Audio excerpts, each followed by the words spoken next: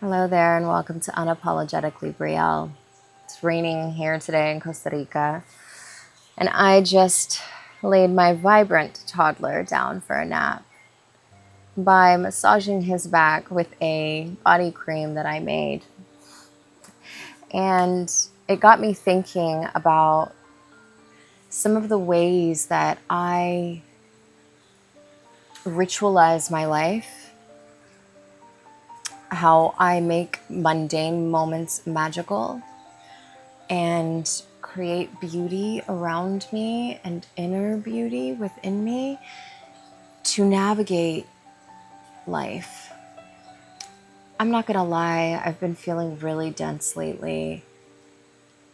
At this exact moment, the floods in central Texas, where I was raised, where a lot of my family and friends still are, have been hard emotionally. That paired with the fires in LA at the beginning of the year, the hurricane in North Carolina, these natural disasters are happening so frequently lately. And I feel like with government policies and motives, that they're only going to get worse. And that can be really daunting and heavy.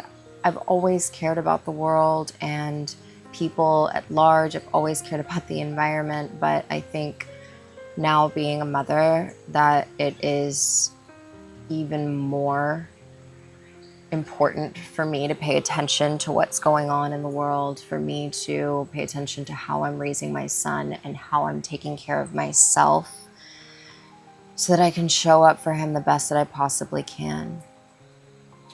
His nanny has also been sick for a week, and while I've been going through these political, emotional processes and now natural disaster processes, I have also been fully 24/7 alone with my son. And while I adore every moment that I get to be a mother with him, it's also really draining and can be really overwhelming, especially at this particular stage where his natural development of figuring out how the world around him works can be running up against me quite a bit.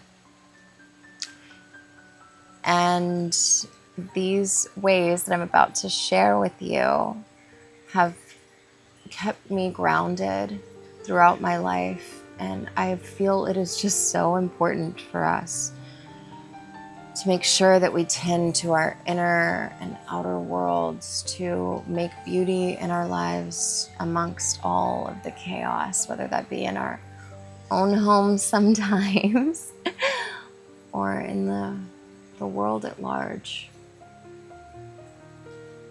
The first thing that I think is so important for me is to wake up and immediately either wake up with the sunrise or go outside to have the sun hit my face and my eyes, and for my eyes to adjust to the world around me right away is such a powerful practice and ritual to give myself. Being lit up by the sun's rays, even if it's cloudy or rainy, still feeling the light of the day in a natural way is really, really powerful. There are a lot of studies around this as well, the health benefits of spending the first hour of your day with this morning sun, and just how powerful it is for your body, your mental health.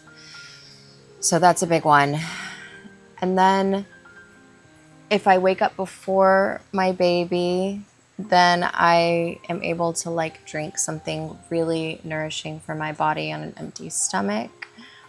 It can be something as simple as water with lemon, warm water with lemon, or just water with lemon, room temperature always for me. Or it could be a concoction that I make with apple cider vinegar and black seed oil and oregano oil and cayenne pepper and garlic, or celery juice. I've been on a kick with drinking a cup of celery juice as soon as I wake up lately to hydrate and replenish.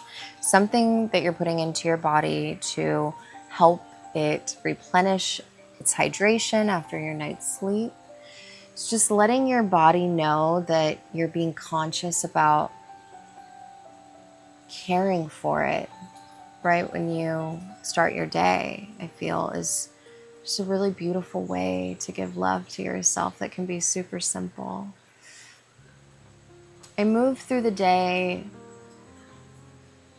being conscious about what I'm putting into my body. I try to make sure that I move every day, whether that be yoga, riding my bike, going on a strenuous walk, pushing a stroller, anything that gets my blood flowing where endorphins are releasing and I'm moving energy.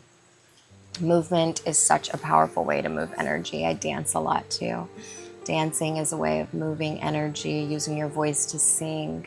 There's so many beautiful, easy ways that we can move our internal energy and also release so many happy hormones in our brains.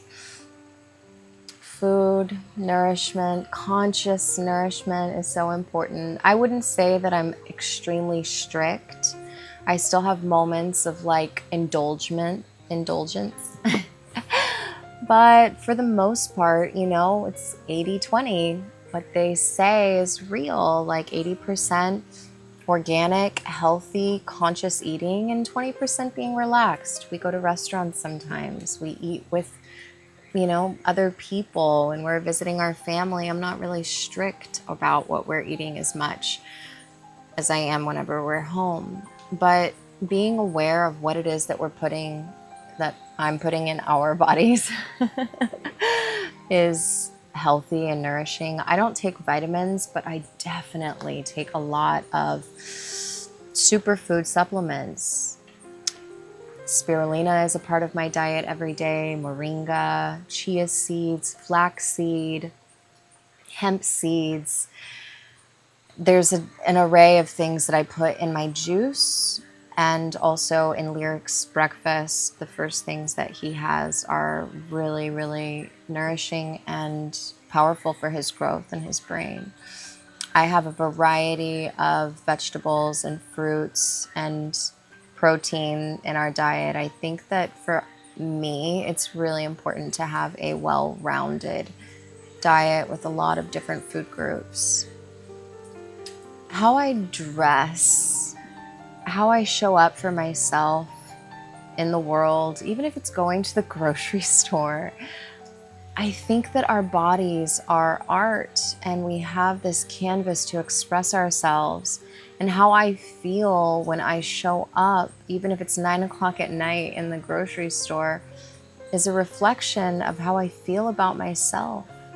Of course, that is a scale, like sometimes I'm really dressed up and sometimes I'm not. But I still curate my outfits to feel confident that it's a reflection of who I am. And I like moving in that way because we are our own art piece. We are walking art, and what a gift it is to express ourselves uniquely. My home is also a reflection of that. My home is a reflection of my mind, I feel. I feel everyone's home is a reflection of their mind. And it's important for me in this stage of my life to have calming, neutral colors. I am definitely a product of a millennial beige movement. Most of my house is beige. But it's also really calming for me. Colors have an incredible power on our psyche and our emotional well-being. And I'm in a space where peace is the number one priority.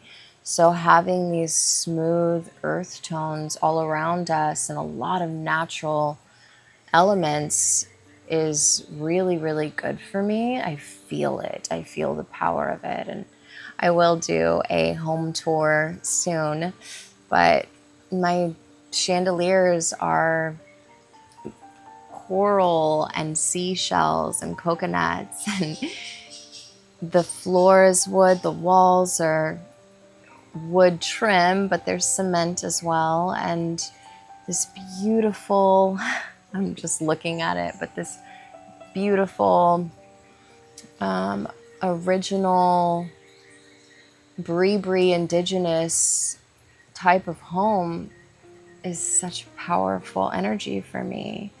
It's actually illegal to build with these types of roof. I have a thatch roof, but back in the day it wasn't. And then, of course, colonizers, people like myself, came over here and started going crazy with them, and the trees started to become endangered. So now only indigenous people are allowed to put thatch roofs on their homes or their buildings. But this one does have it, and I'm grateful that it has it because it keeps it really cool in here. And there's just something so powerful about looking up at this really high ceiling that has all natural material. The house is also made out of a really, really strong wood. I don't remember the name of it, but it is supposedly one of the strongest woods in the world. And so it feels solid and grounded and peaceful.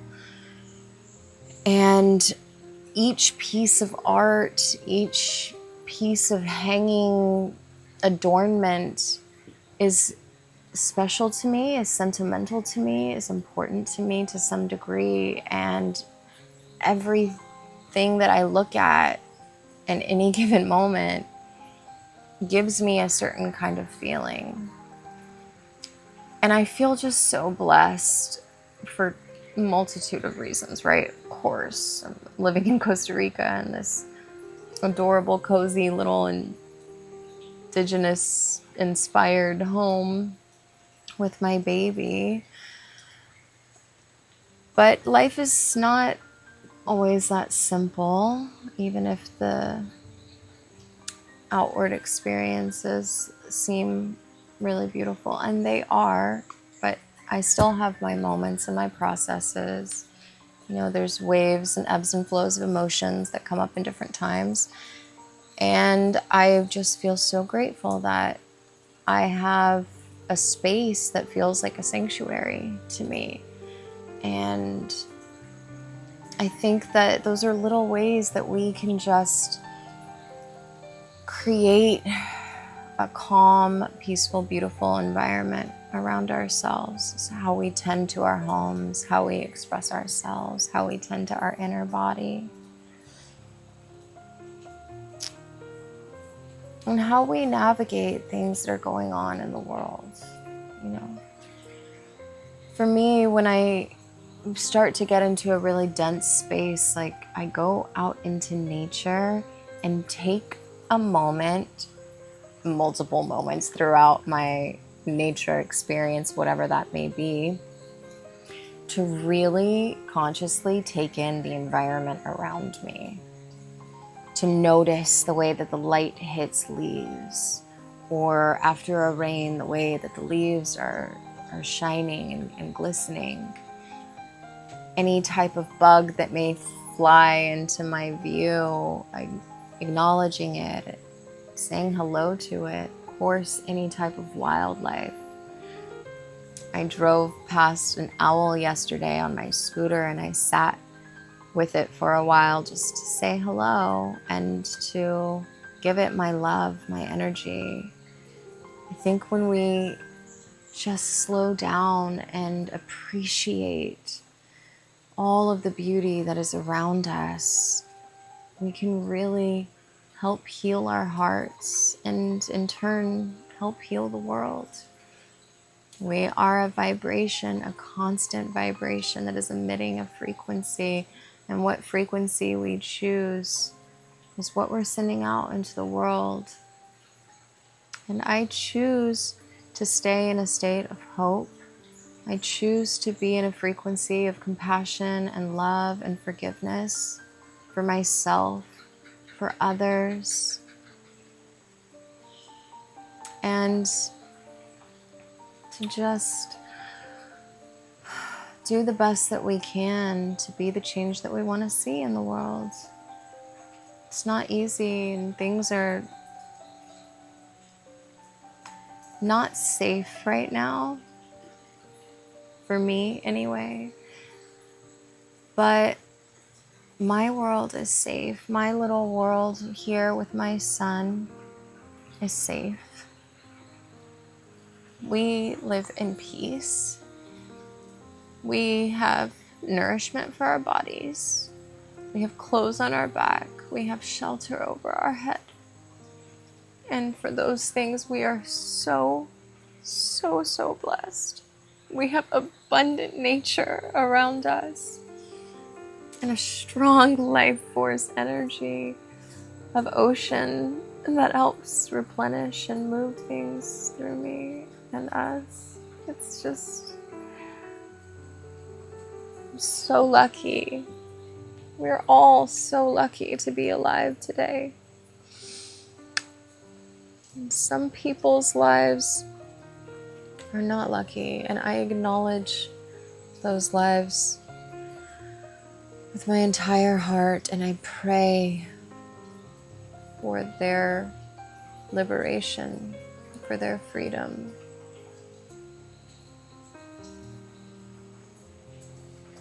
For their love. I pray for their love. For the love that they feel and the love that they give. I pray for that. I pray for the love of the world.